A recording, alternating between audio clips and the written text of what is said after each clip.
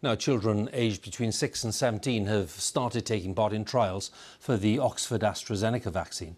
Some 300 children are taking part in the entire study to find out if the vaccine is safe and effective for young people.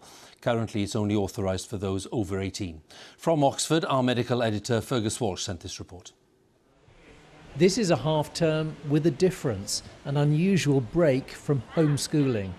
And so Tilda, we know that after people have their vaccination, sometimes they can get some red. Tilda is 16 and didn't hesitate about signing up for the vaccine trial.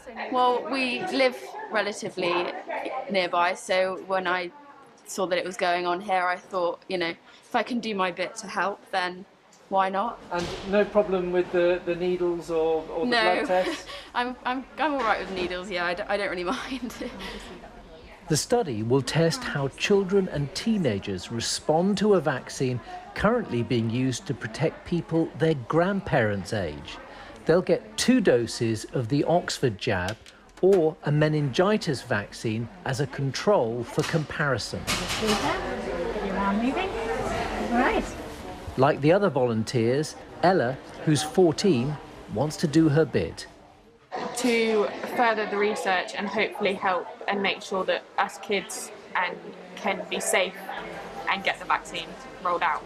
It made for some very proud parents. I think she's amazing. I saw the call for children volunteers and I went and spoke to her, explained what the vaccine was about, and she volunteered without a hesitation. Children are highly unlikely to be seriously affected by COVID, although a small minority are at increased risk. They generally get few or no symptoms at all.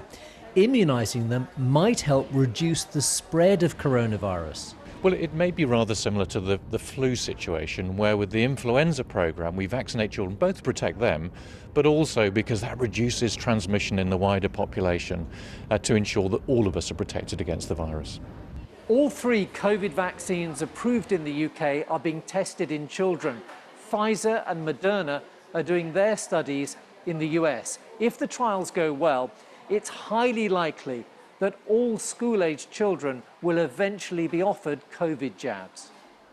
Trials in even younger children below school age could follow, but are some way off.